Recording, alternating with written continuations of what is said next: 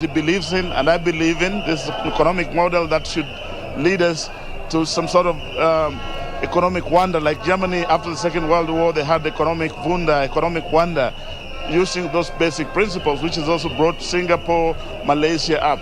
I believe that he will probably touch on that too. As I know him, he will touch on that. And also, I want to see, we expect to have at some point, when it takes over government, that there is education reform, health reform, and you know, most importantly also is to empower those institutions that are mandated to protect the constitutional order. This is very important because, like they say in Germany, if you don't have order, you can't progress. So being a product of Germany, like myself, I think we need to have some order when he gets into power, stop corruption, have some order. We have to have respect for the law, for the constitution, and if we have a good social market economic model, I think we are over and dry. This is not the very first time that Raila Odinga is giving it a stab at the presidency. He has had various manifestos over the years. So why this is happening to be a single particular time when you witness a party like KANU supporting an Odinga presidency? Probably from where you sit, how different is his manifesto from the previous ones? I mean, you know, society evolved. Therefore, issues also, you know, you get new issues. So I think, in principle, the core values or the core principle that has always been the same. You're also forgetting Raila was actually Secretary General of KANU. He's a life member of KANU. So it's not very different. It's not like we're coming from outside. We've always been part and parcel of each other. Most importantly, however, I want to hope and I believe that Raila is going to bring all the manifestos that is had before, adjust them to the problems of today, and when it takes over the presidency, execute them with mathematical precision. Thank you. Thank you very much. There you have it. They've rightly put it. Those are their sentiments in regards to the expectation in regards to this particular event where the Azimio la Umoja Coalition political party is set to launch their manifesto at Nyayo Stadium. What I can tell you in regards to the mood here is that you can actually hear some cheering at the background. It's a multitude of persons coming to witness this launch of Raila Odinga's presidency that has a 10 key point agenda. And just mention some of the aspects highlighted in the manifesto is the aspect of Baba Care, which Baba vehemently speaks about in his campaigns across the country. And so we await to hear what he has for the nation. Dignitaries and members of the public keep on streaming at Nyayo Stadium. And so we expect this particular event is set to start around 7. Honorable Raila Odinga is set to make his way at Nyayo Stadium at around 6:30. So we'll be here pitching camp and bringing to you live events as they unfold. Back to you, Safin. Thank you, Gladys Mungai, for that comprehensive reporting from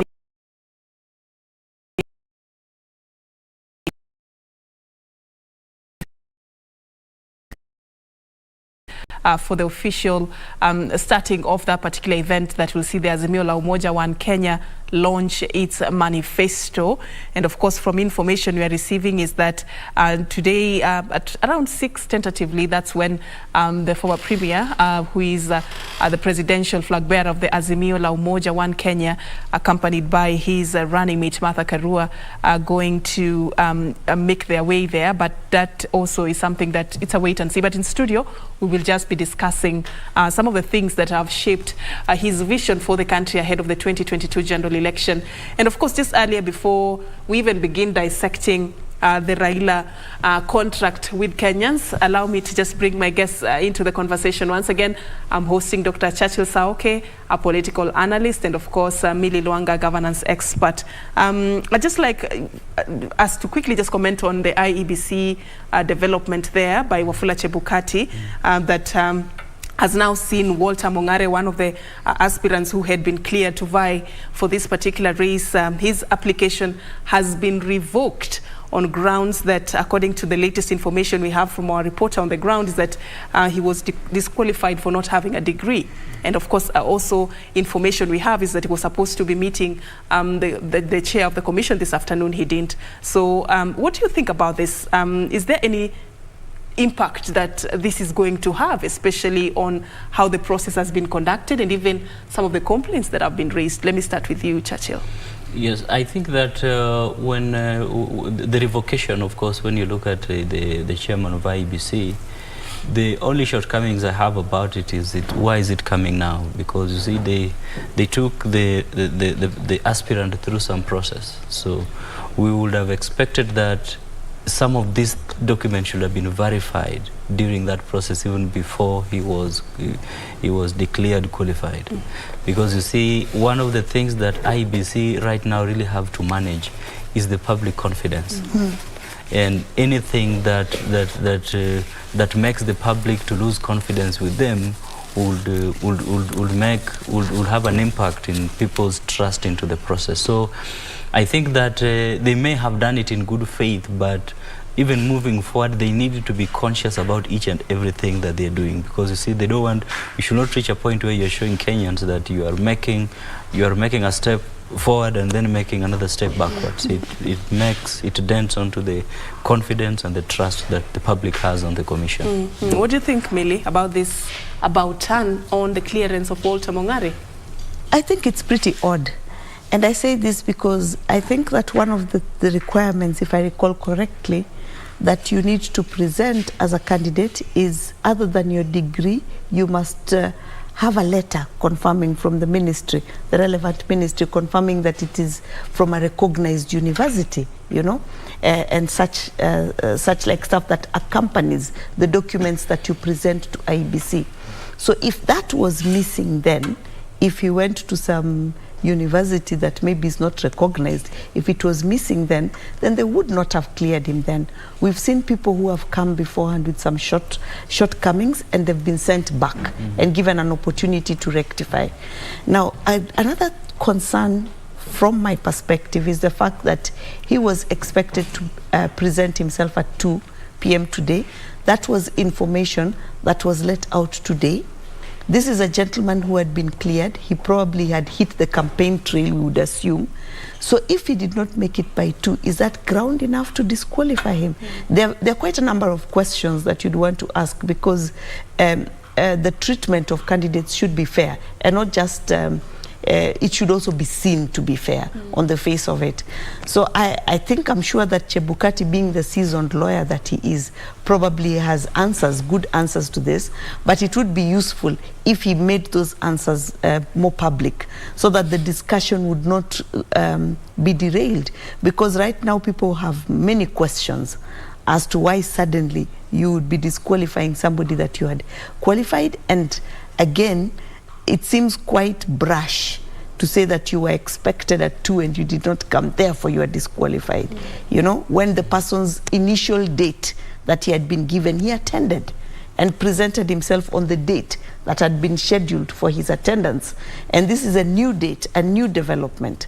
So it will be interesting to see how that unfolds. Yeah, just as a general comment before we finalize this and go to Nyayo and focus on what is happening there. I mean, you know, technicalities such as lack of a degree, and some who presented themselves without the threshold of list of supporters that is required by IEBC.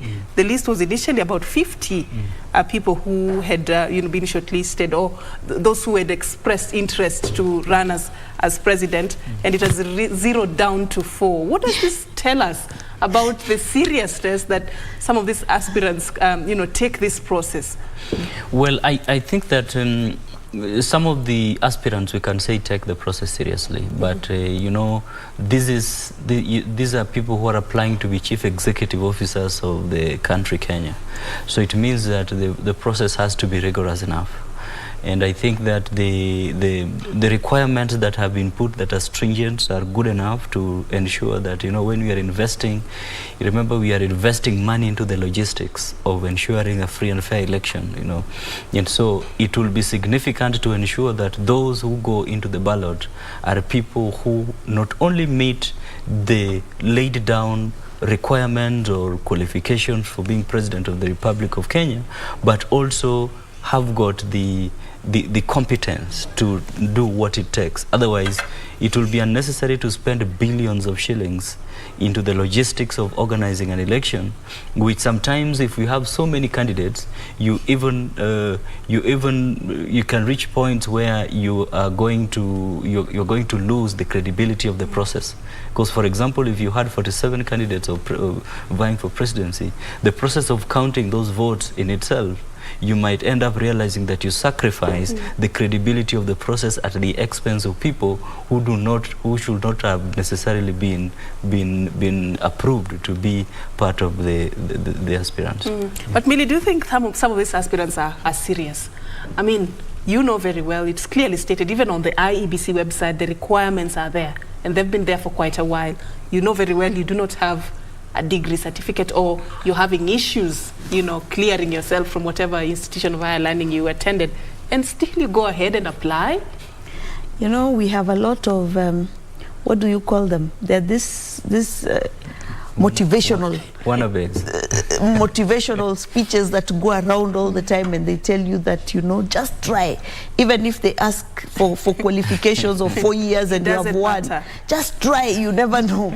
Maybe that is why some of them are pushing this. But really, I think that I'm glad that there's a sifting process, so that at the end of the day we remain with serious people who really want the job. All right. And then I think also it is also sending a message even for future elections that, you know, if you want to vie for presidency, you must be serious. That this is serious business. It's not child play. It's not a thing that you are going because you want fame or you want just cheap publicity. All right. So let's now focus on what is happening at Nyayo Stadium. And at least for Raila Odinga, he's lucky. He has been cleared. Hopefully nothing will change. Going by what, you know, we just heard from IEBC, I mean, we do not know what to expect, but hopefully he has been cleared. So today he's going to launch his manifesto. How important is this day for Raila Odinga, Millie?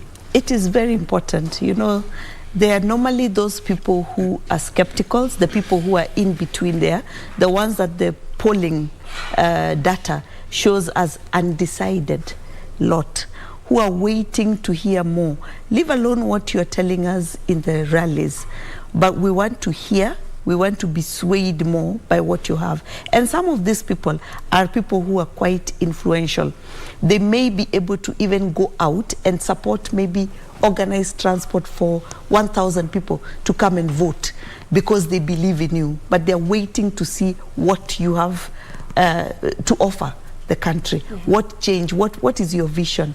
So it's an important thing because it is particularly key for, I think, that group of persons who are waiting for the technical and not the hype of the day and the joy, not the diehard supporters who, it doesn't matter whether you have a manifesto or not. They are there behind you. But there are those who are really waiting to see, and some are quite influential. So it's a good day for him. So Churchill, we expect a sober event, a sober moment that is going to be a bit technical and heavy on what the Azimio la Umoja One Kenya administration is about? Yes, absolutely. This is actually an opportunity for people to sober up and reflect keenly on where they want to take the country. And you know, for any leader that wants to lead the country, you must be able to have a vision. And that vision must be infused in people, and so that people can be able to find wings to fly in a manner that, you know, they believe in your dream, they will believe in your vision for the country and your capacity to take this country to a new level. So this is an opportunity that the former Prime Minister and his running mate have got to make people to feel that they want to fly. And what I will call in any normal business setting, that this is an opportunity for him to pitch. He's giving a pitch of what he wants to do for the country, so that people can embrace it, people can also reject it, and also maybe because, you know, he's going to speak in this setting, is going to speak not as Millie says, not like in the political rally. He's going to speak to people who can reflect deeply on what he's speaking. So he will not come here and speak anything. Remember, those who are looking at him are intellectuals, the diplomatic corps, even people around the world are watching. that, you know, this is a potential president of the country, of the Republic of Kenya. Is this somebody who is going to create an environment where we can do business and invest in? All right. So this is actually, seems like it's going to be quite a big event, going by what we are seeing on our screens there. As you see, supporters of the Azimio La Umoja One Kenya Alliance already filled up the stadium. You know, it's almost full to capacity. Just a few minutes before the official commencement of that particular event. But of course, inside the stadium, there is a special area that has been set aside for leaders and other invited guests and dignitaries from different spheres of life who are just going to be there to listen to Raila Odinga and as he you know, presents what his agenda for the country is. So you can see there, Kenyans also had a chance to be part and parcel of this. So these are just supporters of the Azimio La Umoja One Kenya Alliance. So at the end of the day, it seems like it was not an invites-only event. You know, just to also accord the Mwananchi a chance to get to hear and be there for themselves to hear what Raila Odinga has in store for them. But then, Millie, for me, I choose to see this as a critical moment that Kenyans are going to use to hold Raila Odinga and Martha Karua responsible in the future. Because what he is going to say today is the basis upon which Kenyans are going to use to say, okay, you promised us this, but you didn't deliver, or you did deliver, or you did not deliver to the extent that you said you will. Yeah. And that's very true. And in fact, if he becomes the next president, the person who will be in the minority side in government, what we used to call opposition before, will be keen to remind him. Remember that for a long time under Jubilee One, we kept reminding the government that the children are still waiting for the laptops that you promised them. So these are promises that you make, and people expect that you will do everything within your power to ensure that this is realized. There may be need to derail it because you go and find a government in a certain situation that maybe you did not know, particularly when you're not an insider, the way Raila has not been. He's been a person outside the government, so he will be coming into government for the first time, or officially for the first time. Then he would not have as much information as that may impact perhaps his manifesto. So with that adjustment, we would anticipate that still the key agendas that he has put in his manifesto will be realized. He's been going around telling us many a time that issues of healthcare will be addressed in one way or another. I'm keen to see how that will reflect in his manifesto, and that is something that I'm sure many Kenyans will hold him to account for, because every day we are raising money to bail people out of hospital, one person or the other. You fall sick and you just fear because the bills are astronomical. So it will be good to see that what his manifesto is, and to hold him accountable to it. And I hope that it will be available easily and widely. In a language that is understandable to the common Mwananchi. Before we dissect some of the issues that he has been hinting as part of his agenda for the country, what does it take? What does it take, Churchill, for a presidential candidate to come up with a manifesto that is sellable, that meets the aspirations of Kenyans? What's the process ideally supposed to look like? You know, first, the manifesto is, as Millie says, is like a social contract between the people and the government. And you know, the election is the way in which governments legitimize themselves and gives themselves authority over the people. So it means that for you to come up with a social contract that people can accept, it must speak for the aspirations, what people aspire for. And in speaking for what people aspire for, it must be drawn from some of the struggles that people are going through, or some of the things that people desire. And that's why you will see that people will talk about, if there are issues around high cost of living, they will want to talk about how do you entrench this into the manifesto to bring about ease of what I would call the cost of living being lowered. If people are struggling maybe because of injustice, you bring on board issues. How are you going to open up democratic space for people to have free and be liberal? The other way in which governments and some of these leaders are able to come up with this is looking at what is happening worldwide. What is happening in other jurisdictions. What has worked elsewhere. Yes, what has worked in other jurisdictions, and how can we bring them down into our own juris.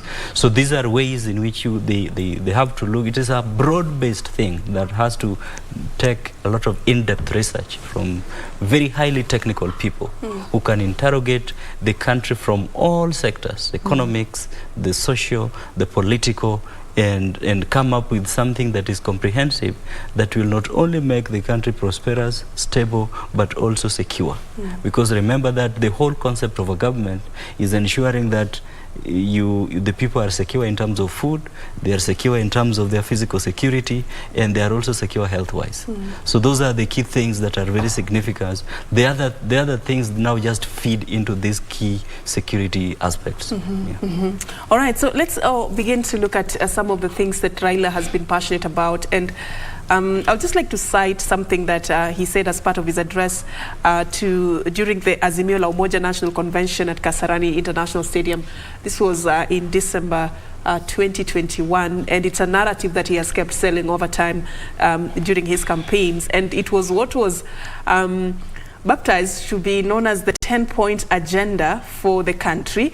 And this 10-point agenda includes quite a number of issues that, if elected president, he plans to do.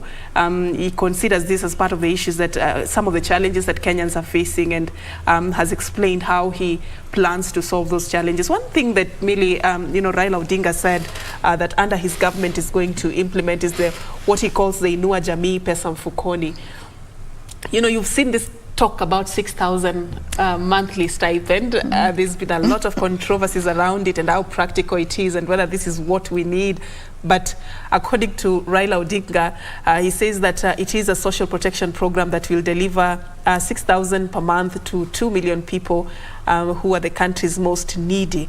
It's not a handout, but an investment and a foundation for a new transformational value chain. So 6,000 per month for the most vulnerable in the society. What do you think about this first? I think it's an excellent idea. I say this because it has been tried in the country. There's been the cash transfer program that has been supported by different donors in Kenya and has been running for quite some time. We know that there's the money that has been going to the elderly that was then picked up by the government of Kenya. And if I remember correctly, I think it was about 4,000 shillings, and it's been running for almost a decade now and has been sustained. And one of the things, I was fortunate enough to have been part of a team that was evaluating the impact of that cash transfer program. And one of the things that the families who had benefited from it spoke about was the fact that it was different from being given maize, which is what traditionally we would do. When people were hungry, we would go and give them maize, give them some food to feed themselves. Because when you got this money, if perhaps you had a little maize, you would be able to have a balanced diet. It was increasing the health status of the family, because you didn't just have the bulk maize without anything to go with it. We had seen pictures and we had seen documentaries of children eating boiled maize in the morning, boiled maize in the evening, and ugali without anything substantial later on at night. So now they were able to balance that out. There were stories of women who had been able to use this money after accumulating it over time to buy a goat that subsequently now became an economic enterprise for the family. So it is true that it is not just, I think if it is implemented well, it's not just something that would be a handout, but it is something that would help you get out of that deep rut and that deep hole. Because we know many other times when sometimes all you need is a lifting hand, a hand that will get you out of that hole for you to be able to have that dignity as a human being, to be able to fend for yourself. And not all of us can afford the Fuliza rates, and not all of us can afford the M-Pesa rates. So if the government can give you this money that will not put you further into the rut, all the better. Yes. But still, Churchill, 6,000 per month, the cash transfer targets the vulnerable in the society, and some of them are people who've are advanced in age. Some are maybe people who have some form of disability, and they may not be able to, be active in income generation. But this one seems like it's open to people who even can be able to, be active in income generation, get into income generating activities, start a business here, there. Going this direction, some may think it's actually sort of like giving them fish, as opposed to teaching them how to fish. What do you think about that? Well, I think that, first of all, when I look at the figures, we are having about 6,000 times around 2 million, at least. That is around 12 billion a month. It's also quite a huge chunk of investment that we have to admit that the key thing here would be, how do you use 12 billion a month, not only to give handouts, but to use it as an economic stimulus that can promote people to get themselves into aspects of economic growth or contributing into economic growth. And my thinking is that, the manner in which this will be implemented, and if it is implemented from the perspective that you are given 6,000 not just to eat it, but to use it to do something. To invest it somewhere. To invest so that it becomes like an economic stimulus package. So that will help in the sustainability, and it will also, in the long run, the government will be able to see its significance and will separate it from what happens to like the ones that is given to the old guys. But then the other thing, when you look at aspects of dependencies, there is a very huge dependency. For example, those who work in Nairobi and have got dependents down in the village, they will actually tell you that the dependency rate is so huge to an extent that some of them cannot be able to engage into aspects of what they call hustling, or what they'll call other alternative ways of income generation or diversifying your income, because a lot of the money is going back into what? Into the dependent. So some of these kind of transfers could actually help they will help the people who are already working. So the monies that they would have sent could be used, even them, they could also begin engaging into their business themselves. So it will have a huge impact. It will have a huge impact. But then the other key thing that these kind of things come with is the mechanism of doing it. Because how are you going to identify these people? That's one thing. The other thing is, there were instances in the transfers, especially for the old, the one that was targeting the old guys, where you were finding down in the communities, the chiefs and the sub-chiefs were actually manipulating those lists. So those are the kind of micro things that can actually affect the impact of this kind of initiative. So it's well intended, but now the implementation part is where now is the exam is. That's where the exam is, whether it's going to succeed or not. Definitely. But the beauty, like I say, is that it's something that has already been tried in Kenya. There's already adequate data, I think, to begin with, as to who are the vulnerable persons and communities or families that you target in a place. And I don't think that it would move away from this, but I do see where there would be a problem, because if the other cash transfer programs are still ongoing, then one family could be at potential of being a beneficiary of even 4 different cash transfers. So it becomes a full-time job just being at home supported. So yes, those are some of the risks, that the potential risks. It's important that it is managed properly and that it's not manipulated. But then again, the only way that you can do this is to ensure that there are checks and balances, because you will still find people who will try to manipulate the system. So it is just a matter of trying to put checks and continuous monitoring. And I hope that civil society will be alive to this. I hope they're listening to the manifestos that will be unleashed, or unveiled by different presidential candidates.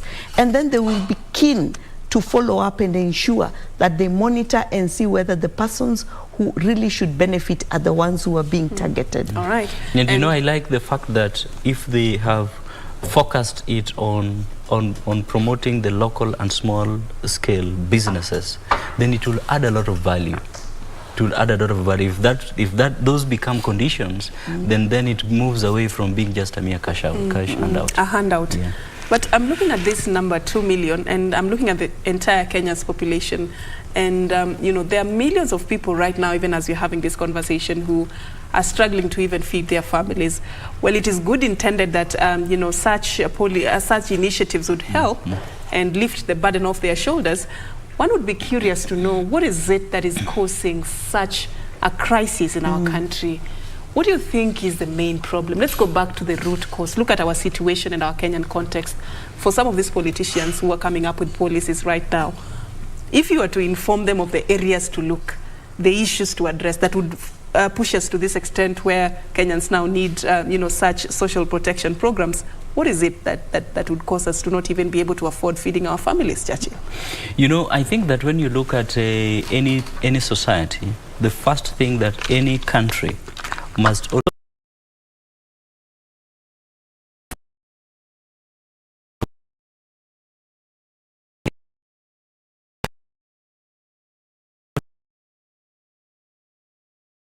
is that each and every person in the society needs.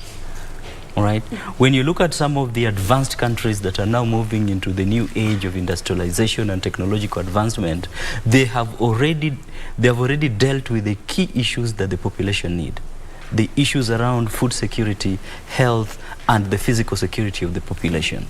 So I think when we go down into the basics and invest into the things that people need most, and the government says that, you know what, when an individual wakes up, he needs to eat. Even if he does not have a phone, he needs to eat. Even if he does not have a car, he needs to eat. And we focus on that and ensure each and every person eats, then we will have reached great milestones. And you know, one of the ways in which we do this is ensuring that the country is able to produce its own food and does not depend on food that comes from outside of the country. So this for me, I think, is the beginning point where we have lost it, and that's why you find there are communities in this country that when you see them on the news, they are still talking about hunger. They'll not tell you they are talking about they don't have internet, or they don't have computers, or they don't have tractors. They will tell you that they are hungry, which is very unfortunate. Is it a case of missed priorities? Like Churchill is saying. Yes, and I think that one of the things we've also had as a problem in this country is poor planning. At one point, we even had a specific department in government that was dedicated to planning. And when you plan with the resources that you have and with the resources you anticipate to have, so that even increasingly you will target and steer education to a certain direction. There is no point of producing a lot of doctors if that's not what the country needs. There's no point of producing a lot of lawyers if that's not what you need, and then find yourself in a situation where you have to import this other labor from elsewhere because you can't manage it. So planning, looking at the resources that you have and the resources that you'll require, gearing your educational system, you know, to ensure that you churn out that kind of, so that those people will not be, if you don't have white-collar jobs, then why churn out a lot of white-collar graduates? Maybe you should churn out a lot of more blue-collar.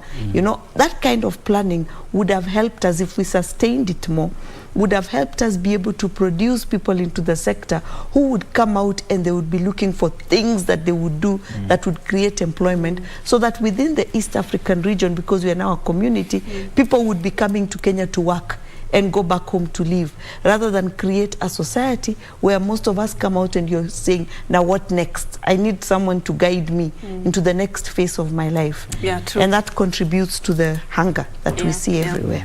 And we'll talk about jobs and that as we continue, but what you see there is the guests already filling up the venue of the event. These include leaders, and just other guests who have been invited to be part and parcel of this event. And you can see there the stage is set. That is where Raila Odinga is going to take that moment that he's going to explain what his vision for the country is when he arrives at the Nyayo National Stadium. But outside this particular venue, we have the stadium packed with Kenyans who've come just to show their solidarity for the Azimio la Umoja One Kenya Alliance. And we've been seeing their traditional dancers, carrying the flag of Friends of Raila there, ushering in the guests as they come in, the leaders as they come in, and just setting the mood of celebration for this particular coalition. So today we'll see them tell the country what their agenda is, and of course, what is it that makes them the best team, why they should be voted in when we get to the 9th of August this particular year. So we are anticipating the arrival of Raila Odinga and his running mate, and of course other leaders also any minute from now. But you can see, it's already a beehive of activities as the traditional dancers there are setting the mood.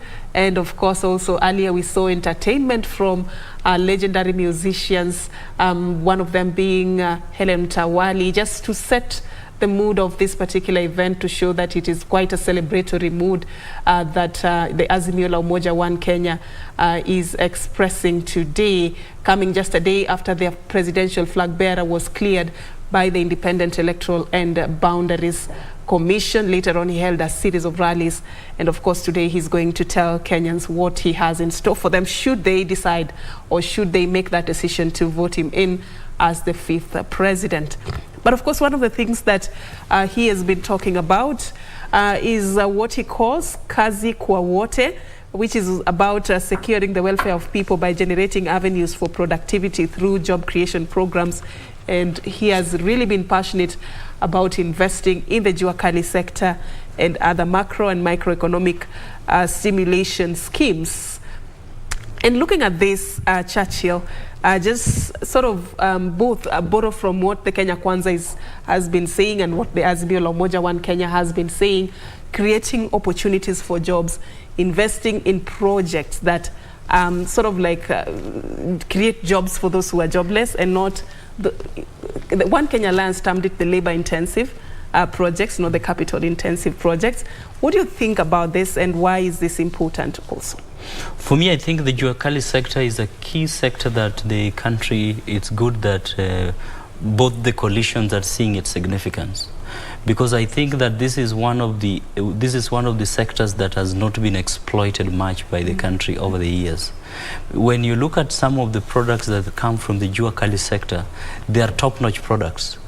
They are top-notch products that could actually help to improve the productivity of this country, in the sense that these, when you look at some of the products that these people are able to make, the quality actually sort of matches those that even are imported from South Africa and from different parts of the world. The furniture, you look at the metalwork and things like that. Right? When you go into some of the areas, like for example in Kariobangi, and look at the kind of work that some of those people are doing there, it is huge work that has got high quality, that if exploited can be able to produce products which would create a niche, a market niche of made in Kenya, not just for our country, but even for the region. So I think that it is something very good that both coalitions are seeing the sense of investing in the Jua Kali sector. The thing that will be important for some of these is how to incorporate aspects of business skills amongst them, because some of one of the key problems that the Jua Kali sector faces is the informalness of the way they do their business, to the extent that they make their products and display them there for sale. They're not proactive enough on how they can be able to look for the market. And now this is now where you find the brokers now take advantage of them. And the brokers come and they know where the market is, and they come and buy those products very cheaply and go and sell. So in the long run, you realize that you, the producer, you, the person who is putting your mind, putting your skills into producing some of these products, you don't see their value. So I think bringing some formal aspect of how they do their businesses through trainings will be very significant. So that kind of investment will be very good. And even apart from that, the whole concept of creating an entrepreneurial culture for them that is holistic, not just providing them with the money, but also the market. Government can also help in helping them get market locally and regionally.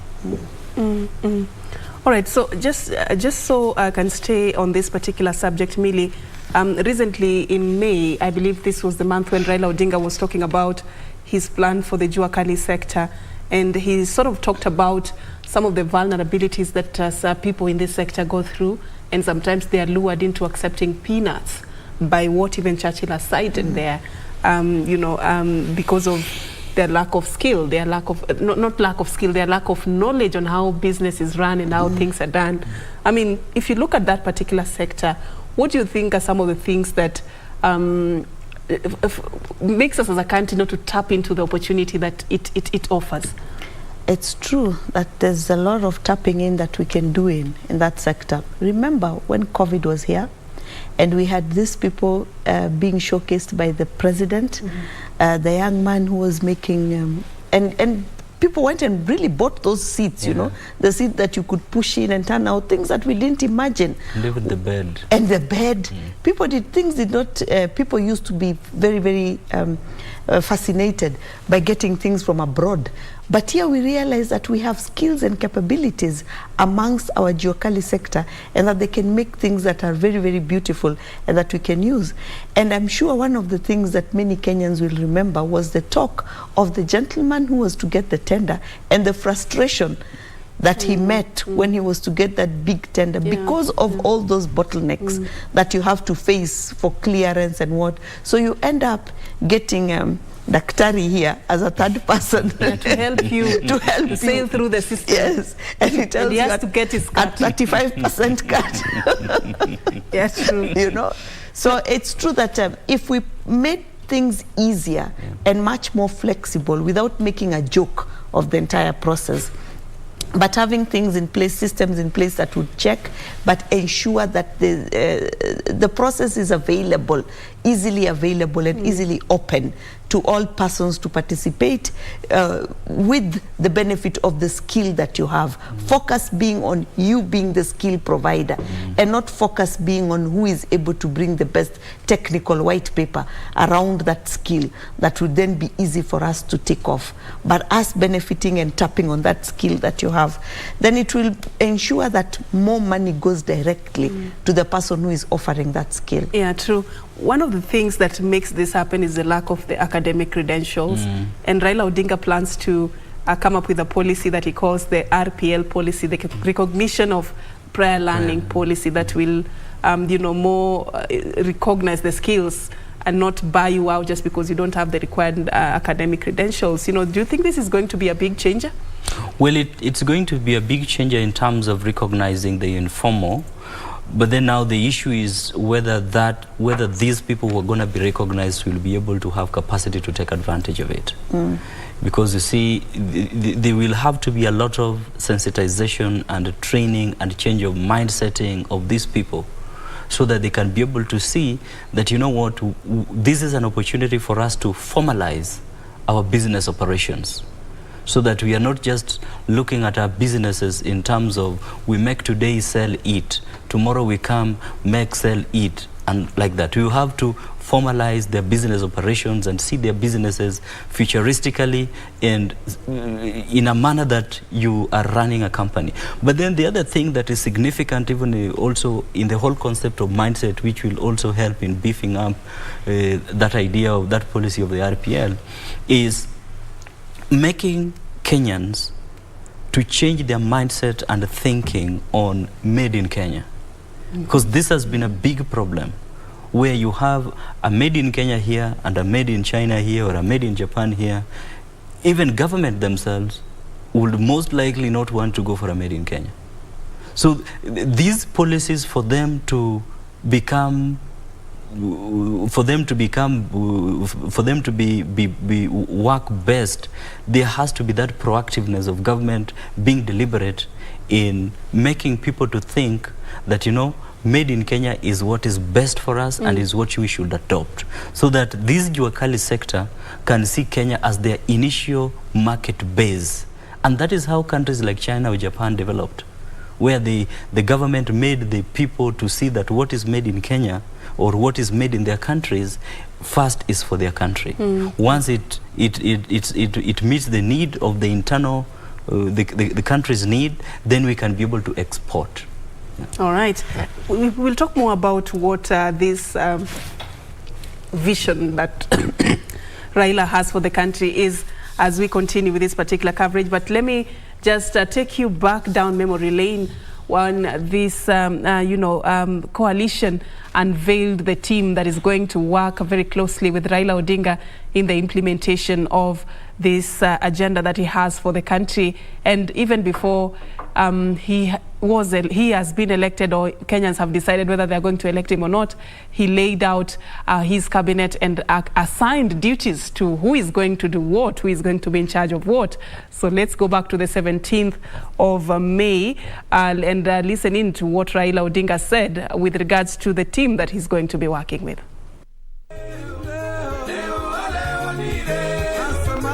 Even as all eyes were trained on Azimio La Umoja presidential candidate Raila Odinga as he unveiled his running mate, there were concerns on what would be left for those who were left out. I have worked out a program that I believe will make our dreams come true. In a tactful move, Raila Odinga unveiled his proposed cabinet members in anticipation of a win come August 9th, appointing Wiper leader Kalonzo Musyoka as Chief Cabinet Secretary. I have nominated Honorable Stephen Kalonzo Musyoka as the Chief Cabinet Secretary with the responsibility to coordinate and supervise functions of the government. He is mandated to coordinate and supervise functions of the government. However, Kalonzo was missing in action and instead opted to vie for presidency with Andrew Leitipa Sunkuli as his running mate. For the third arm of government, I nominate Honorable Kenneth Marende as the Speaker of the Senate. Raila proposed former National Assembly Kenneth Marende as Speaker of the Senate. A politician himself, Marende defected from Musalia Mudavadi's camp to Democratic Action Party Kenya. I further nominate Honorable Wycliffe Ambassador Paranya as the Cabinet Secretary for the National Treasury. Team is now complete. Ningeomba tu nyinyi wananchi, kutoka leo ndio tumeanza safari yetu ya August 9th. Na hiyo safari tunataka tutembee pamoja. Kakamega Governor Wycliffe Oparanya, a former Minister for Planning, could be back at Treasury as the Cabinet Secretary, trying to balance public debt and economic recovery. Nimepawa nafasi ya kujiwakilisha katika kinyang'anyiro cha unaibu wa rais wa Raila Amolo Odinga.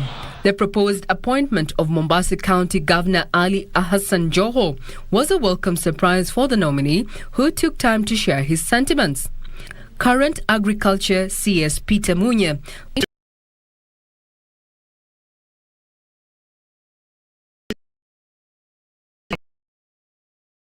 hongera kwa kumchagua mama wa nguvu, Martha Wangari Karua, ambaye amefanyia nchi kazi miaka mingi, ambaye ako na uzoefu wa kutosha, na ambaye sisi sote tutaunga mkono pamoja na wewe tuweze kushinda uchaguzi ujao.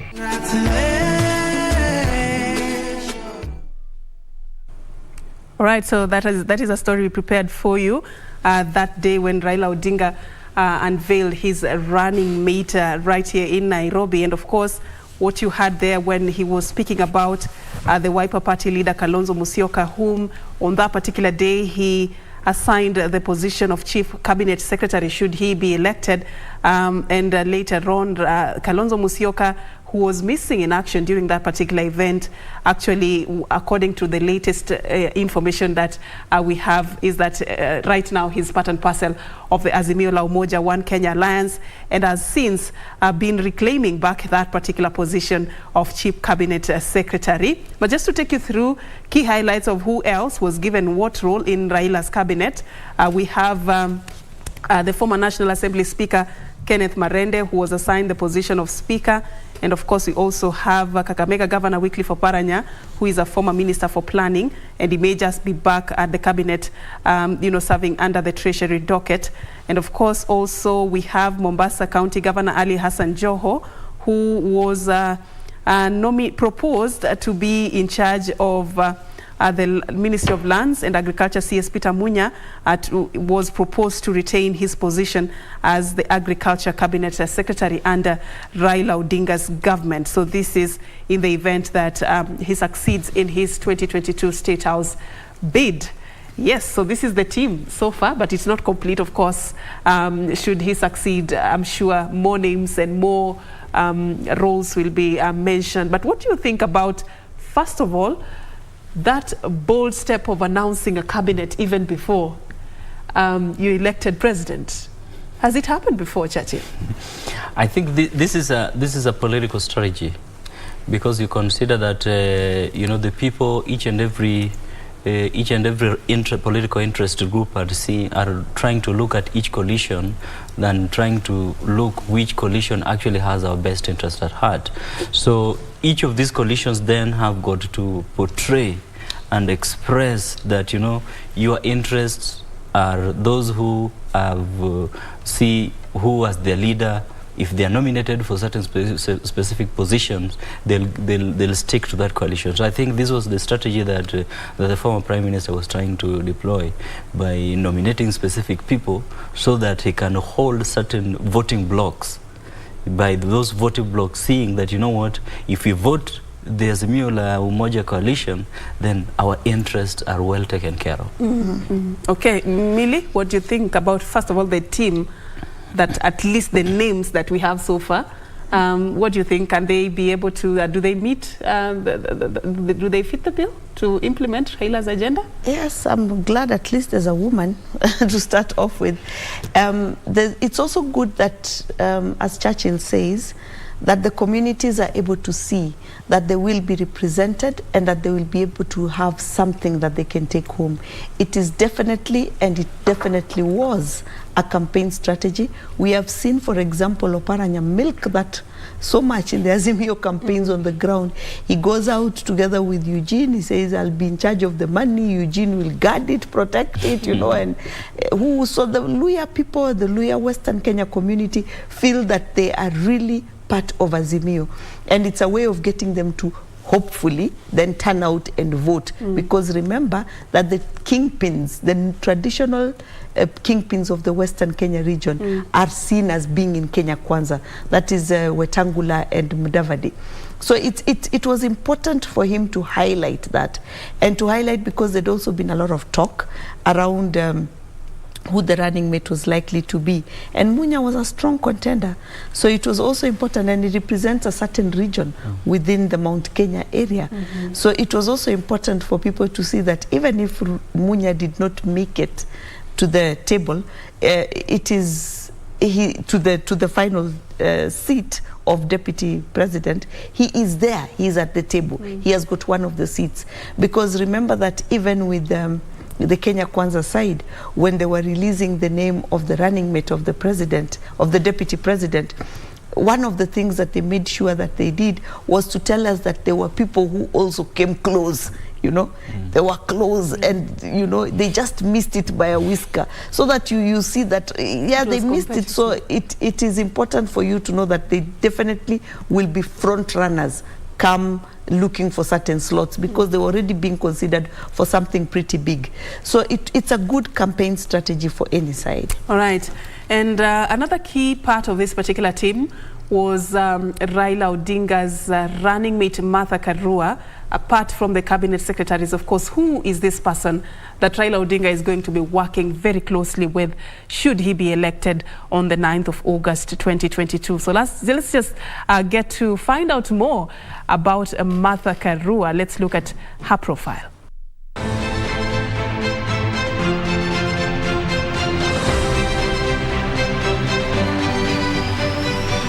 Born on the 22nd of September 1957 in Kirinyaga district of the former Central Province, Mother Wangari Karua would later study law and get into the civil service as a magistrate, serving in various stations including Makadara, Nakuru and Kibera from 1981 to 1987. She plunged into private legal practice at the time Kenya was a one-party state, with the only political party being the ruling Kenya African National Union, KANU. Karua would make a name as a strong human rights defender, fighting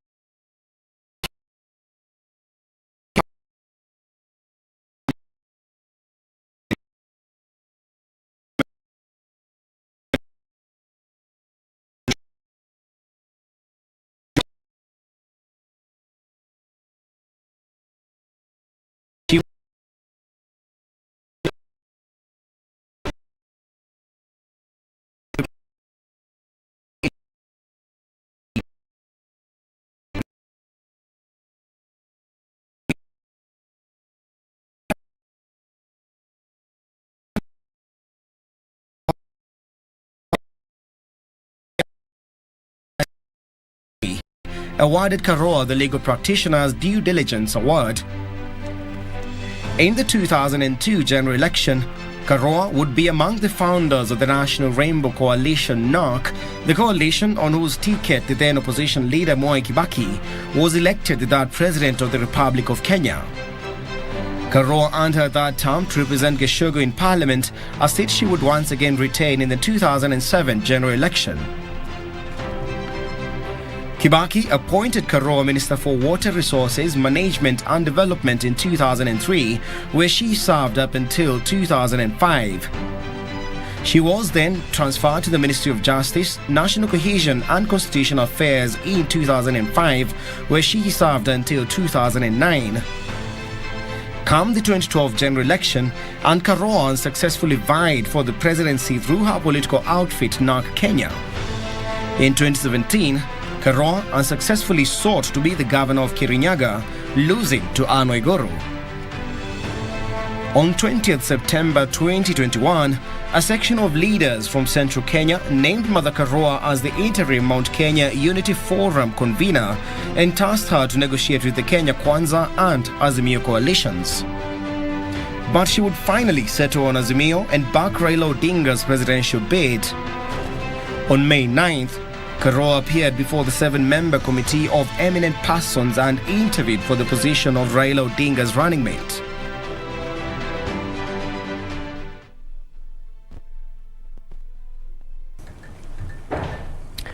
So that is Honorable Martha Karua, who is the running mate for the Azimio la Umoja One Kenya Alliance presidential candidate Raila Odinga, of course going to play a very key role in helping Raila Odinga implement his vision for the country that has since been crafted into a 10-point agenda. Of course, officially, he's going to be unveiling his manifesto for the country any minute from now, an event that is currently underway at the Nyayo National Stadium.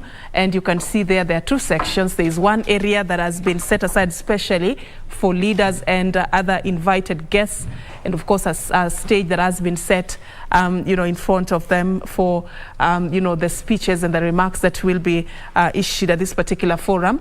But outside, earlier we saw the entire Nyayo National Stadium fully packed with residents of Nairobi, and I believe some have come from other parts of the country as well, being there also to witness this particular event. So what we are doing right now is we are anticipating the arrival of Raila Odinga and the running mate Martha Karua and other top officials at the Azimio la Umoja One Kenya Alliance before the event officially begins. And of course, we'll be linking up back and forth with our team on the ground, and of course also anticipating to hand over to them once that particular event starts. But in studio, what we have been doing is just to sort of talk about this man, Raila Odinga, and his journey into the presidential race, of course, specifically the 2022 presidential race, because this is not the first time he's making an attempt to become the country's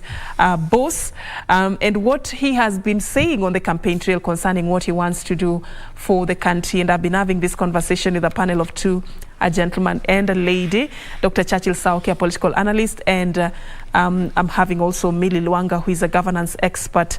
And of course, we have talked about the Inua Jamii Pesa Mfukoni program that seeks to see under Raila, the Raila government, at least 2 million needy families getting 6,000 per month as a monthly stipend to cushion them from some of the economic shocks and that they are experiencing. And of course also talked about the Kazi kwa Wote initiative that is Raila Odinga's agenda to ensure that he creates opportunities for jobs, and of course invest in sectors such as the Jua Kali and macro and microeconomic stimulation schemes.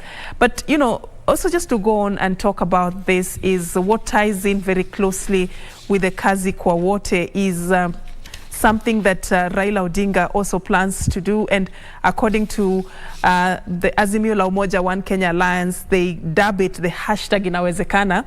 But if you look at it critically, it means it centers more on what the Azimio la Umoja One Kenya Alliance has as part of their youth agenda, and just looking at opportunities that will build capacity among the young people to make them competitive, not just locally but even international space. Hashtag Inawezekana, the youth agenda under the Azimio la Umoja One Kenya Alliance. A quick comment on this, Churchill? Yeah, this is important when I look at when they're talking about mindset, scale, funds, technology. And it's like they want to create a holistic enabling environment for young people to do business and to use their skills to scale up doing business. So the implementation here maybe might involve expanding the scope of youth funds to go just beyond mere funds, distribution of funds, to aspects of providing skills. Of course, this kind of programs will also involve education sector. Focusing the education sector into skill acquisition. So I'm sure that there will also be some infusion into how the policy orientation of the policy sector to ensure that some of the technical colleges and the vocational colleges provide the youth with proper skills that will help scale up this kind of hashtag Inawezekana. Where do you think we have failed, Milly, when it comes to implementation of some of the programs to create jobs for the youth? Because when it comes to skill, I want to believe we're doing well. There are so many people who've gone to university, they have the degrees, they have the papers that one would imagine would give them a chance to get jobs. But then how many of them do we have out here who are qualified and they have the necessary academic credentials but do not have anywhere to even secure unemployment? Where do we miss it? I think we missed the boat quite a while back. And I say this because we noted, and it's been a conversation that has been out there for a number of years now, that we have graduates, we have universities that are churning out graduates that cannot do the basic things. And you'd find someone who tell you that you find someone is a graduate, you employ them, and they cannot do a basic memo to communicate information to their bosses. And this is because of even the sector. Many other times when people come to you and they'll tell you that please try and get for me a job or get for my child a job. And you look at the course, in the first case, it's a course that you don't understand, so you're not sure exactly which sector this child would be best suited in getting employment. Now, I think that it is good that we would then have skills, because it is important to train the skill training that #Inawezekana would have should Azimio be the next presidential team, and they implement that if it's in their manifesto. Then we have people being trained with skills that would get them out of the market running. You know, you don't come out and then you start saying, okay, I can start with this job, I can do any job for purposes of experience. But you come out and it's clear cut that this is what you're able to do. And I think that is where we were even beginning to go with the CBC education system, where we said we've been churning out people with certain skills, and we've minimized certain skills, yet like now, Kenya is exporting lots of nurses out there. At one point, not many people wanted to train as nurses. They did not think it's one of the hot, in quotes, jobs to go after or careers to build. We know for a fact that Kenya was also at one time really exporting teachers. English teachers, you know, teachers who try and teach basic elementary school, because this was lacking out there, and yet we had the capacity. So, and yet at one point we did not have enough children wanting to go into colleges to take up those same courses. So it's important for us to look at the education system in a holistic way, and to ensure that training, particularly at that level, is geared towards getting someone to already begin to do what they want. We used to go for courses, and when you're in university, you'd already be attached one semester to begin to see which kind of direction you want to go. Is it you want to go and sit in the bench?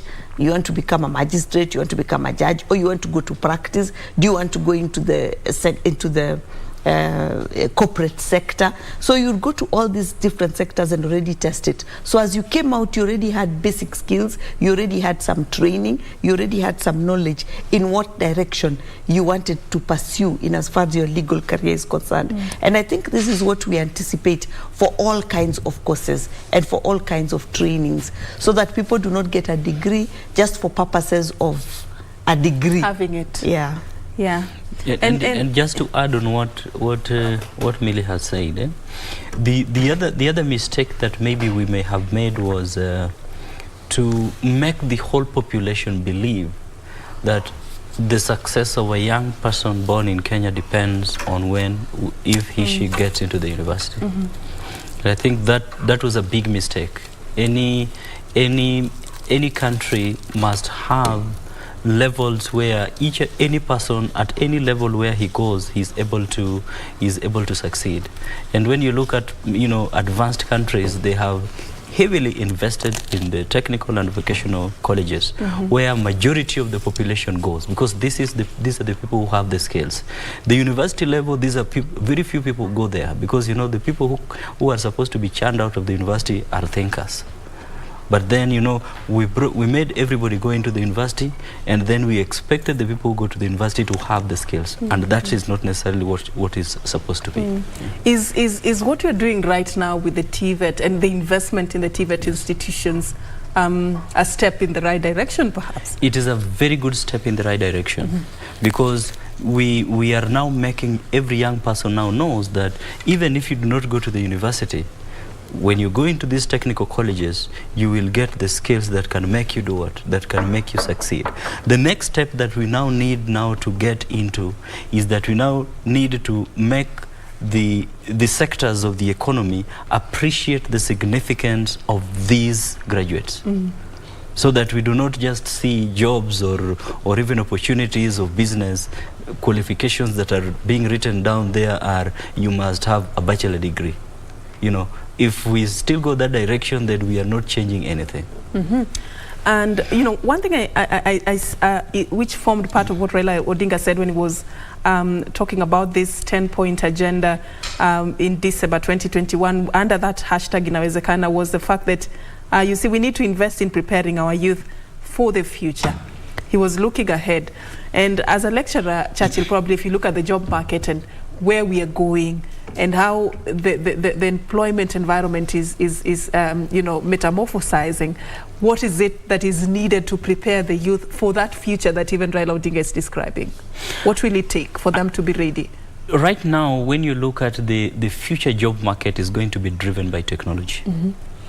When you look at what is happening in the advanced jurisdictions, there is now more transitioning into, the workspace is transitioning into virtual. The workspace is transitioning into more automated systems, use of robotics and automation. So these are things that the future of the work is going to be more virtual, is going to be more technologically driven, is going to be more automated, automations. Manufacturing is going to be more involved in terms of computerization and automation. So it means that right now, where we are as is now, we might not necessarily begin to adopt that kind of future, but we can prepare our young people by the requisite skills. Like, for example, if it is issues of technology, are our young people already beginning to visualize themselves in that future? Are we already looking at, if we own businesses, are we already beginning to look at our businesses with that future in mind?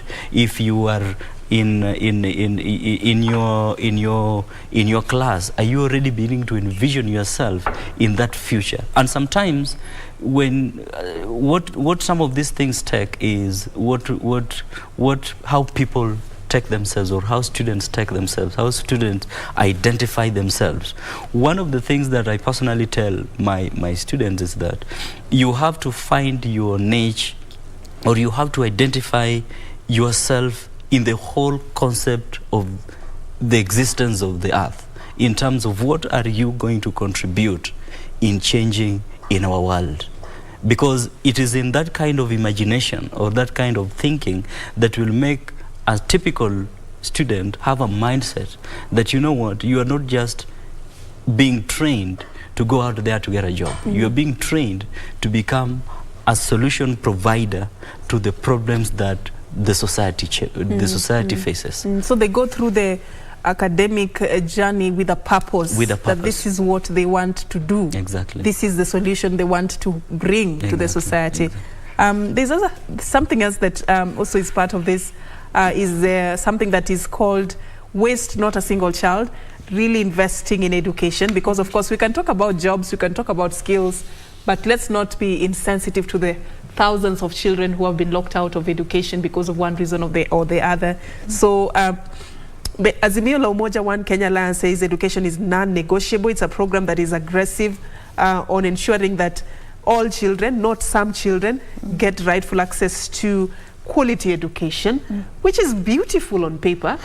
Yeah, it's a beautiful promise on paper, but implementation is another issue altogether. But before I get to the implementation part, Millie, what is it that you would term as some of the bottlenecks or challenges that would, block the thousands of children from accessing education even in this century today, even after all the efforts and investment that has been put in place?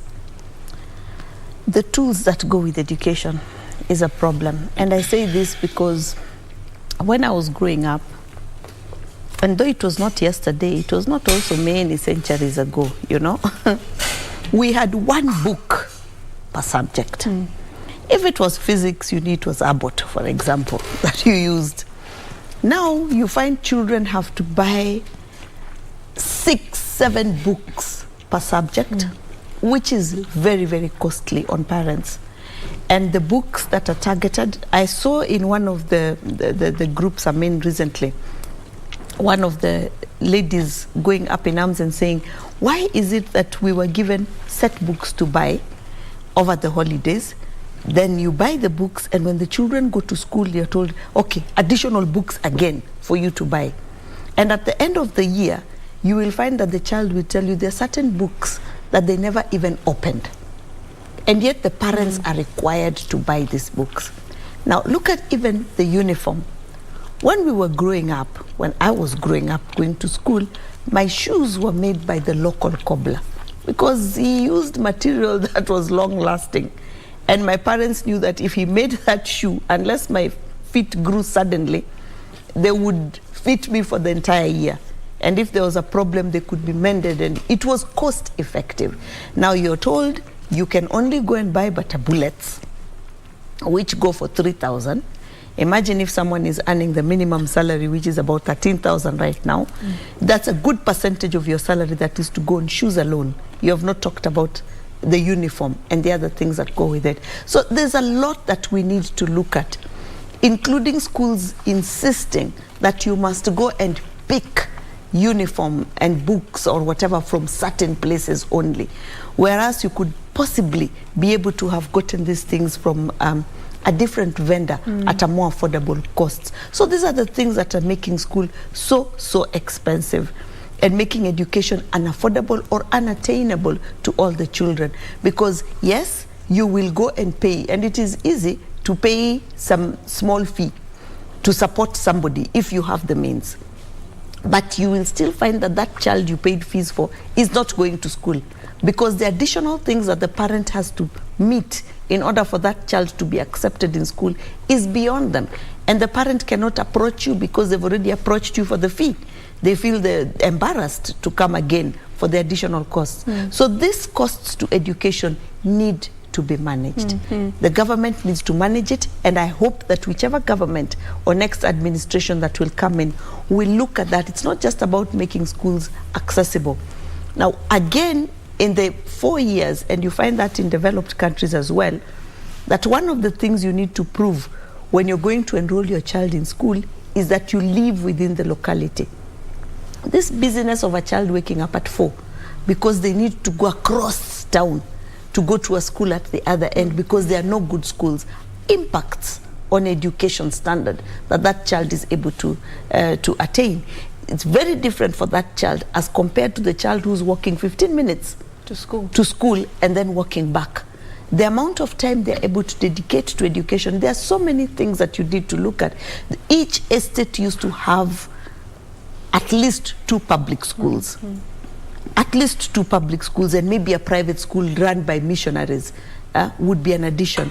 Now you find that that is not there, and that impacts on a child's ability to get that education. So there's need for us to look at the entire education sector and be able to address it in a realistic manner, and from the point of view not of making money or creating opportunity for somebody to sell textbooks or sell uniform, but from the opportunity of making sure that every child will be able to learn. One book, one good textbook per subject really is enough.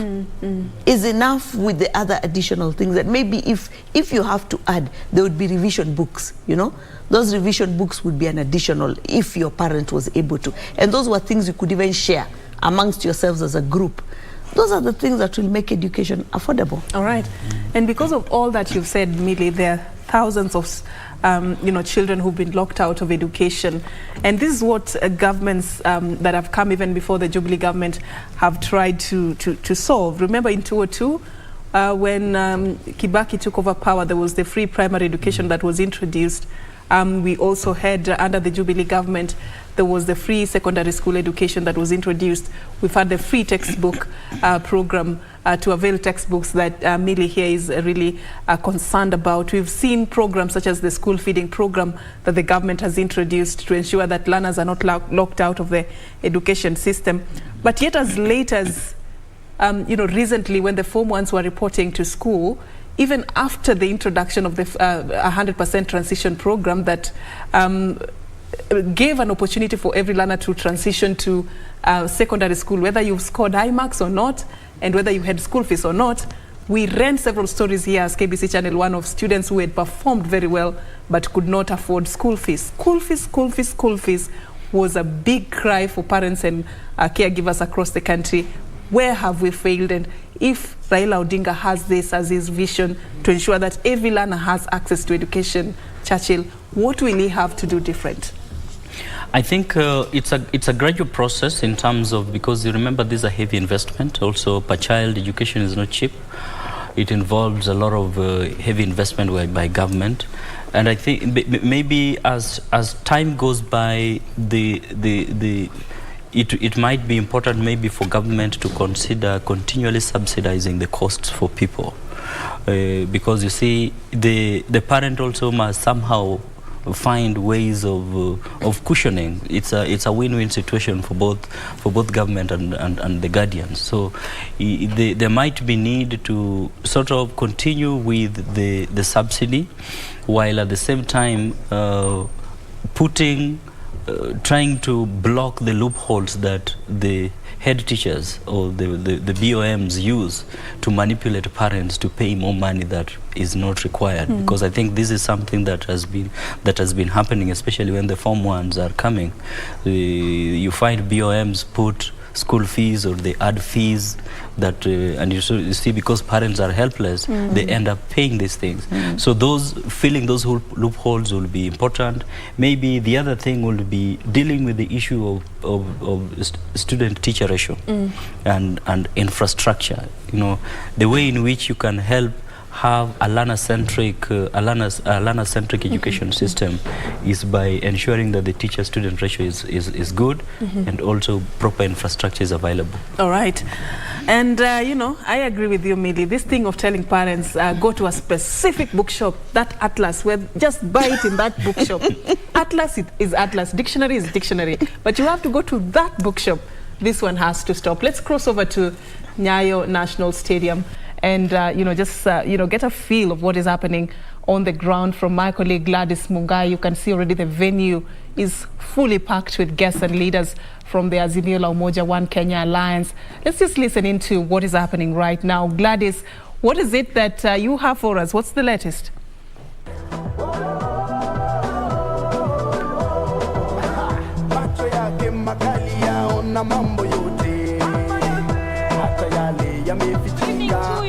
We are yet again coming to you live from the Nyayo Stadium in Nairobi County, where the launch of Azimio La Umoja Coalition Political Party Manifesto is set to be launched here any moment from now.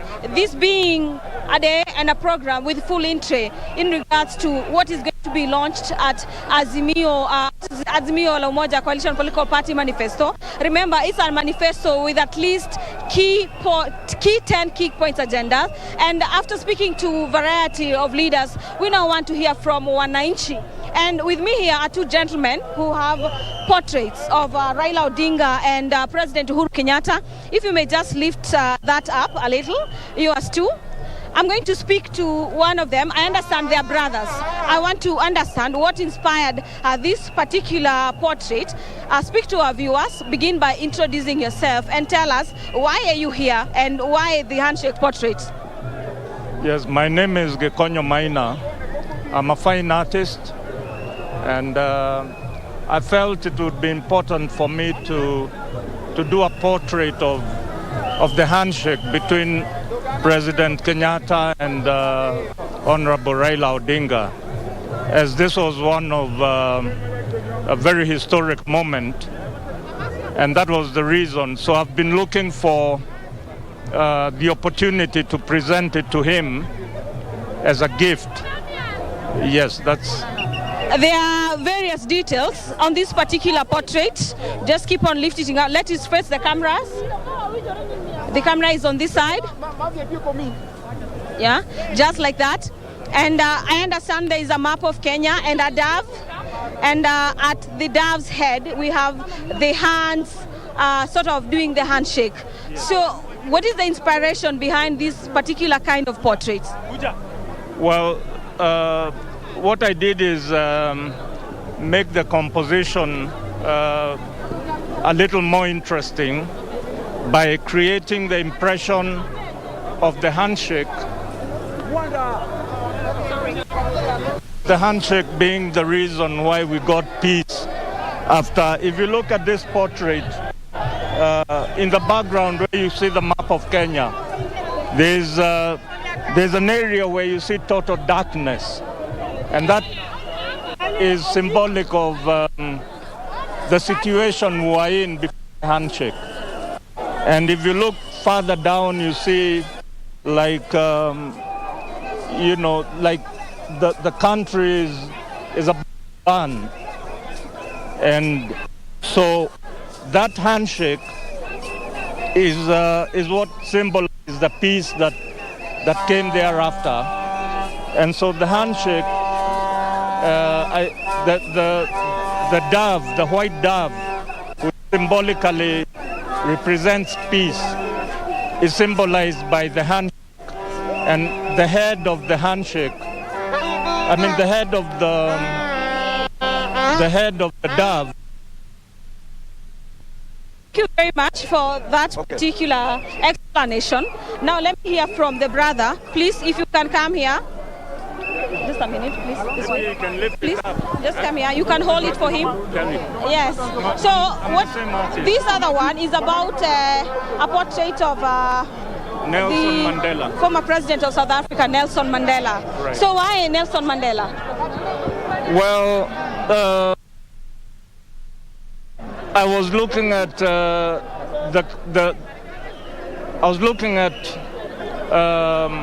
Honorable Raila Odinga being a very what word can I use? He has gone through the kind of stages that Nelson Mandela went through, from fighting for their independence in South Africa, when he came from Robben Island, and later on as president, and bigger than life. So I felt this would be a good gift also for Honorable Raila, because this for him is the Mandela moment, and that's the reason why I wanted to also present this portrait. Thank you for these particular portraits. They are indeed inspirational. Thank you very much. May you get some time to give them to President Kenyatta and Raila Odinga. Dear viewers, different political leaders keep making their way into the Nyayo Stadium, and that explains the commotion here. We've just had the former governor of Nairobi County, that is Honorable Mike Mbuvi Sonko, just making his way into this particular stadium for that particular launch. I'll now seek to speak to a few Kenyans on their take in regards to this particular launch of this manifesto. Habari yako, mambo, how are you? We are live on KBC. I want to get hisia zako kuhusiana na hii manifesto ya Azimio. Ya Azimio, ningependa baba, mimi naitwa Benson Madara. Ningependa baba aangalie vijana wa kulima wadogo kama sisi ambao ni hatujiwezi. Tungependa baba aweze kuangalia maneno ya vijana. Sina manifesto wengine.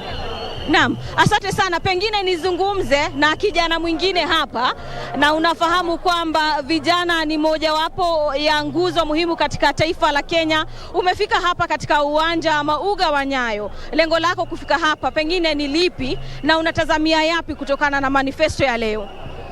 Kulingana na manifesto ya leo, mimi nimefurahi sana. Sema jina zako. Sawa. Jina zangu, kulingana jina yangu, Dr. Steven Okodomindo. Mimi kutoka Siaya, Game Kambare.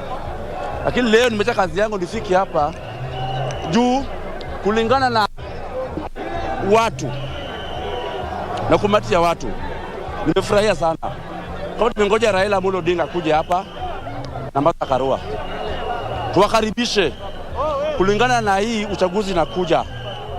Tuwapee kitu na roho safi na watangaze ule mtu ambaye tunataka na mtu tunapenda ni Raila Amolo Odinga na Martha Karua. Ama nete jeshi. Jeshi tibi. Jeshi tialala. Na mjeshi, njoo hapa kama mnavyojiita. Angalia huku, angalie kamera kidogo. Tueleze watazamaji, wewe ukiwa mojawapo ya vijana ambao pengine mmefika hapa, matarajio yako ni yapi? Kwa majina mimi naitwa Collins Otieno.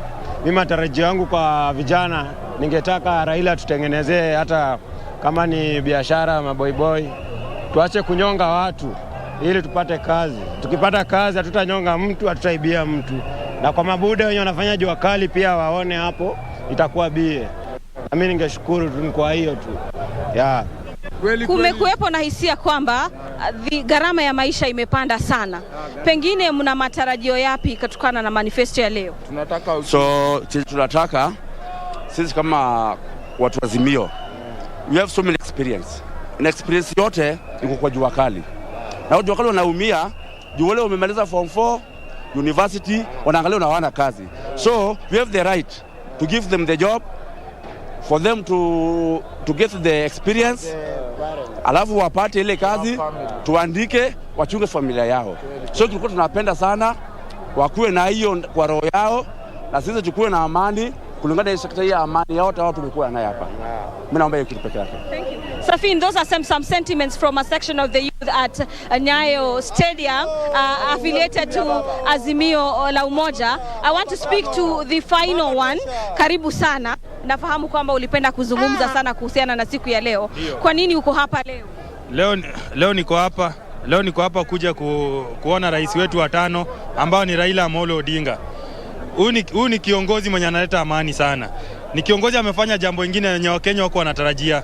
Alileta handshake na rais wetu Rais Honorable Uhuru Muigai Kenyatta.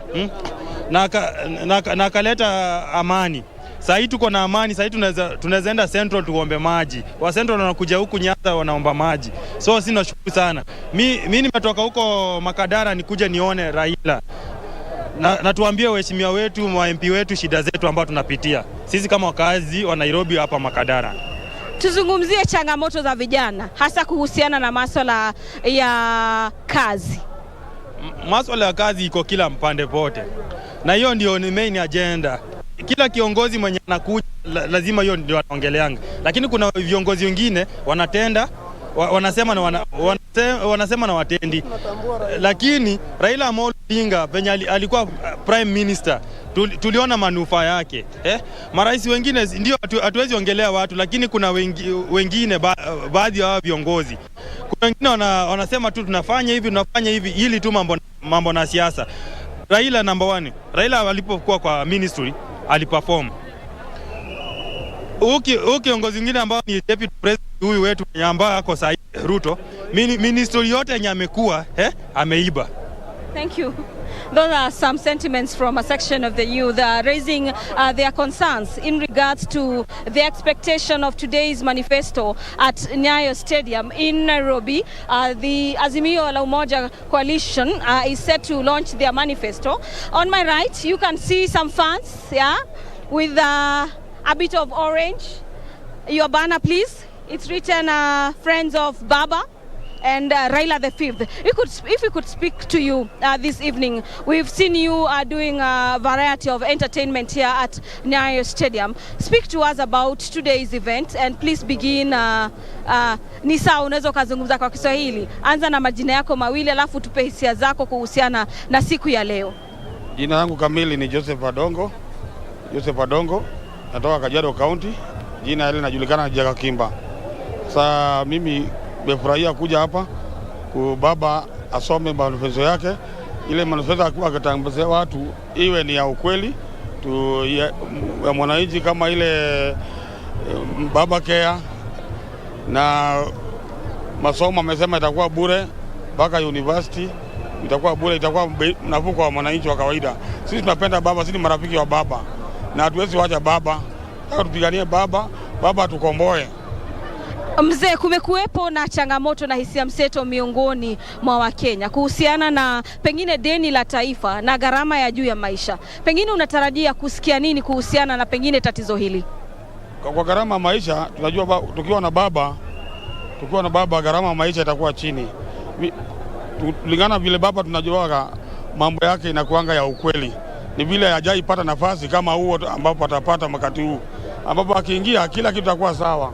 Ambapo hatutakuwa na shida, gharama itakuwa nafuu, unga itarudi chini, kila kitu itarudi kwa chini. Thank you very much. Safin, you've heard them sentiments from a section of Kenyans at the Nyayo Stadium. I believe you are accompanied by 2 young people. If you could please speak to KBC Channel 1. We are live. I saw you do some dances here. I want to believe they are in support of Azimio la Umoja. Like that would rightly be it, because I want to believe you are here because of your expectation towards today's day. It is a big day. Being the young people, we have our expectations. When you look up to our leaders, probably you could tell us, what do you expect to hear from today's Raila Odinga speech? Okay, I'm Duncan, known as Mtoto wa Raila. We are here at Nyayo Stadium to receive Baba.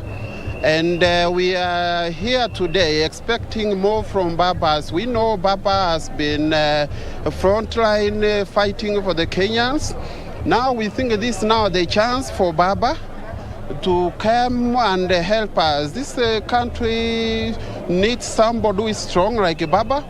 And with Baba, we believe everything is going to be okay. And Baba is the only option and the better option. Thank you. Baba is the right option, like they're saying, but that is just their comment. And that particular statement will either be approved on the 9th of August elections. And so we await to see. It is 6:40 in the evening, 1840. And President, or rather opposition leader Raila Odinga was expected at the Nyayo Stadium at 6:30. He is yet to make his way here. This particular event has been scheduled to start at 7. And so we await to get to understand the time he's getting to get to the venue and bring that particular arrival live to you in our studios. Matter security have been beefed up at Nyayo Stadium, and fans continue streaming in at Nyayo Stadium to get to hear what Raila Odinga has to say. I want to see if I can speak to Honorable TJ Kajwang. Yeah. Thank you very much. We are live, please. This is Ramogi. This is not Ramogi. This is KBC Channel 1. Oh, KBC. Your national broadcaster. Sawa. We want to hear your sentiments in regards to today's event, kindly. And please begin by introducing yourself to our viewers. My name is TJ Kajwang, member for Waraka. This is the most exciting moment that we have had through these campaigns, because we are now beginning to tell Kenyans exactly, we are putting a pen into paper, exactly what we are going to do in the Raila's administration. All those things we have said, we are now committing ourselves to pen and paper, and Wananchi can hold us accountable to the things we'll do. A manifesto is the basic document by which an administration influences policies and their laws. So you can imagine if we are saying that there will be social justice, you will know that we are going to pass the constitution within 100 days. If we say we are going to do Baba Care, or if we say that we are going to work on alleviating plights of the poor people, in the first 3 months, you will see laws which will develop that will achieve that. TJ, of the issues of concern to Kenyans is the issue of the debt of the country and the high cost of living. Please speak to us about that. Well, about the debt of the country, I think it is misconceived. As you know, there is the constitution, and then there is an act of parliament which has put a ceiling. And not ever, even in the worst of Uhuru's administration, have we increased the debt ceiling.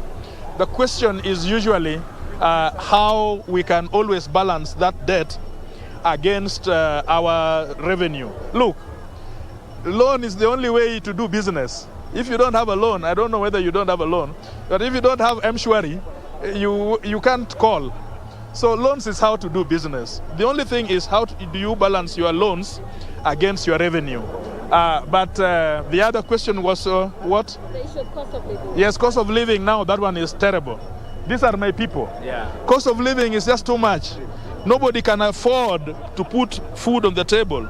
Cost of unga, staple food, rice and beans and managu. You know, leave alone all those things like meat and all those things that the rich enjoy. The little things, the nyoyo you put on the table, is just overbearing, the cooking fat. And so we have committed ourselves that this administration, immediately we take over, the first thing would be how do we reduce cost of basic foodstuffs that Wananchi can, and it can be done. What you need to do is to temper costs of production, yes, the manufacturing costs or taxation, just a little bit to give people on the short term relief, but on the long term you have to increase your productivity in terms of manufacturing business. Lastly, Mheshimiwa, let's talk about Raila Odinga's presidency. This is the 5th time he will be seeking to clinch the presidency. And somebody would be asking, this has been termed as a Mandela moment.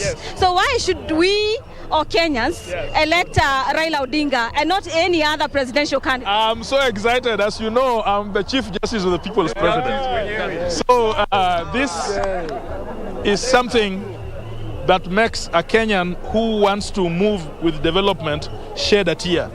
Because we have waited for this moment since independence. And we have had several epochs of liberation. We have had liberation from colonizers. Then we have had liberation that fought in 1990 from internal dictatorship. Now we must move to economic emancipation. So this is what makes it special, that Kenya can now go the Singapore way. Kenya can now go Dubai way in a short period of time. That is it.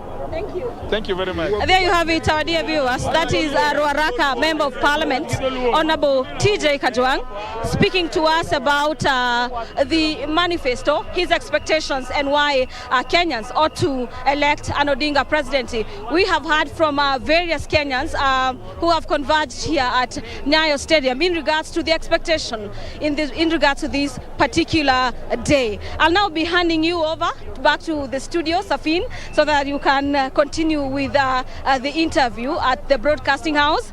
At the moment, anytime there is development from this particular venue, we shall be getting it right from here. And now hand over back to you, Safin. Thank you so much, Gladys Mungai, reporting to us live from Nyayo National Stadium right here in Kenya's capital, Nairobi. Of course, what you've seen there is the event already picking up as leaders continue to troop into the venue that has been set aside for the launch of the manifesto by the Azimio la Umoja One Kenya Alliance. So any minute from now, Raila Odinga and his running mate Martha Karua are also going to be making their way to the venue. And of course, we expect that any moment from now, the event will officially begin. But just what we've gathered from the ground are just expectations from Kenyans and leaders alike on what they expect Raila Odinga to focus on as part of his agenda for the country. Some talking about the high cost of living. Others are talking about, focus to be put on improving the economy. And of course, others also talking about addressing the youth unemployment issue as part of the issues that they want Raila Odinga to address if he succeeds in his State House bid. And of course, we'll be getting back to Nyayo National Stadium to pick up more on what is happening. But in studio, we have been discussing, what Raila Odinga has been passionate about during his campaigns. And this centers around his 10-point agenda for the country. Of course, there could be slight adjustments on this in the official manifesto, but one thing we are sure about is that it's not going to go too far from what he has been talking about in his campaigns. I just want us to take you back a little bit to what he said as late as yesterday. Probably this could give you a sneak peek on what is contained in Raila Odinga's contract with Kenyans. And the Azimio la Umoja One Kenya Alliance presidential candidate Raila Odinga says his manifesto will detail how he intends to tackle illiteracy, disease and poverty, the three main challenges he feels are derailing Kenya's development. And of course, Raila, who is set to be launching his coalition vision today, was speaking on Sunday yesterday during a series of rallies that he held in Nakuru County. I just want us to, listen into what he said yesterday in that Nakuru campaign rally, so that we can get to hear more on what Raila plans. But you can see there quite a joyous moment for the supporters of the Azimio la Umoja One Kenya Alliance. Song and dance already coloring this particular event. Helen Mtawali, the legendary musician, and other musicians there making sure that they keep the guests busy as they wait for Raila Odinga and his colleagues in the Azimio la Umoja One Kenya Alliance. Of course, this is not the first time that Raila Odinga is attempting to become the country's president. So many are really expecting, have high expectations about what he has to say today, why he feels he is the best man to succeed President Uhuru Kenyatta. Of course, later on, we also anticipate that the Kenya Kwanza Alliance will also be, letting the country know when they are set to launch their own manifesto. Then Kenyans can have a chance to compare. But remember, we also have other candidates who were cleared by IEBC, so we expect also Wahiga Mwaura, another aspirant who was cleared, also to be setting his agenda for the country. Let's just listen into what Raila Odinga said yesterday in Nakuru County, a day before he launched his manifesto. Azimio la Umoja One Kenya Coalition Party flag bearer Raila Odinga kicked off his presidential bid campaigns at Mazembe grounds in Nakuru County, hours after being cleared to seek the country's top seat. Raila will be on the ballot for the 5th time, used the platform to explain the roadmap the coalition party will adopt to achieve economic revolution in the country if elected. Kesho tutazindua manifesto ya Azimio ambayo itaonyesha kirasmi hatua ambayo tutachukua kufufua uchumi wa taifa la Kenya. Tulisema adui iko 3: ugonjwa, ujinga na umaskini. An enhanced healthcare program and social protection kitty for the vulnerable members of the society are some of the pledges made by the former premier and his running mate Martha Karua. Tunaleta vile vile ile kazi mtaani kwa vijana ambao hawana kazi, na tutajenga viwanda ili vijana wapate ajira sawa sawa.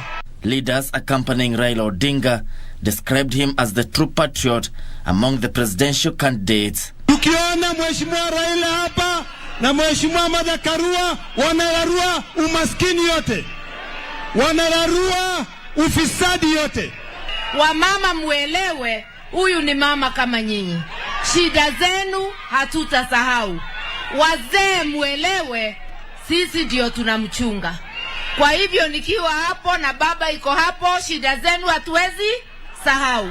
Earlier in the day, the Azimio la Umoja One Kenya Coalition Party also held a rally at Undugu grounds in Lang'ata constituency. Right, so this is the former Premier Raila Odinga at a campaign rally in Nakuru County that he led yesterday.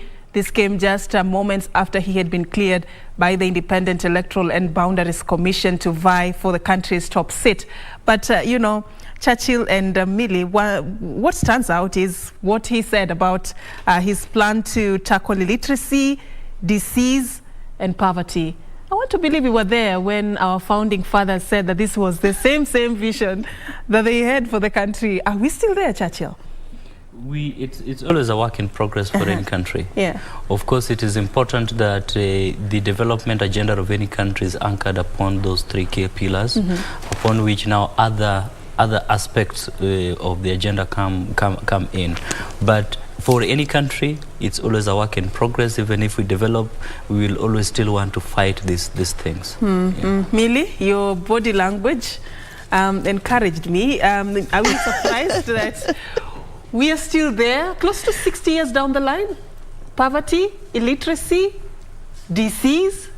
Yes, but we've made strides because at one point in Kenya, the number of people with university degrees were few. It was something elitist to go to university. Now we have almost everybody going to university. So education is becoming more and more real by the day. Much as, yes, we've just said now there are still hurdles to achieving education, but it's becoming more real by the day. So just as Churchill is saying that, yes, there's progress that has been made, but there's still more to be done.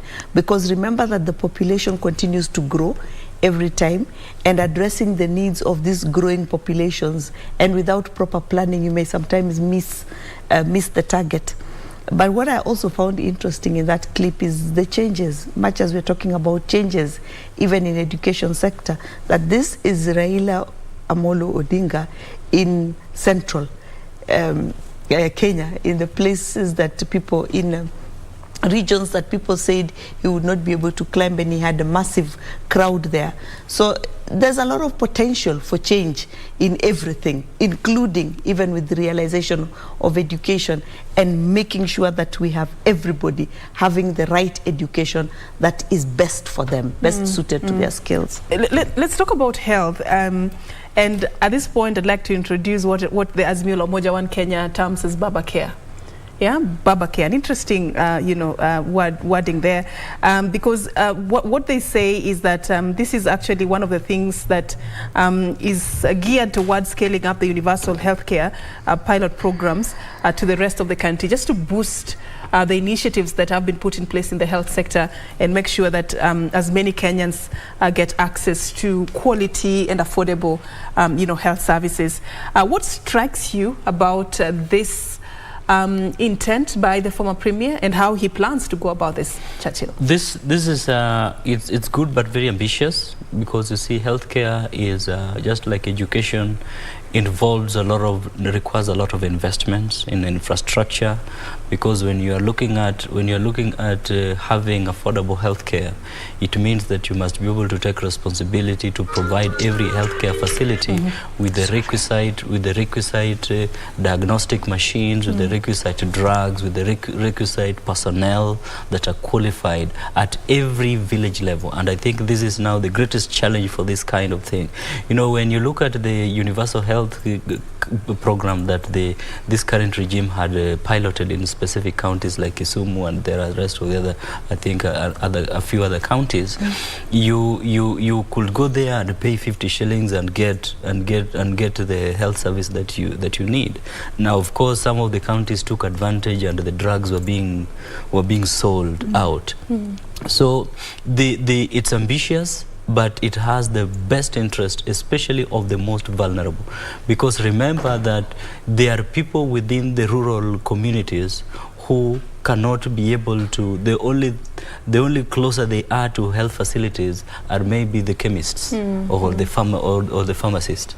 So if you make hospitals easily accessible to them, and these hospitals have got proper facility, then it will become an advantageous to them. All right. Yeah. Millie, I know you have a lot to say about this, and I still want us to continue dissecting this Baba Care provision, as we continue with this particular conversation. But I just want us to take a very short break.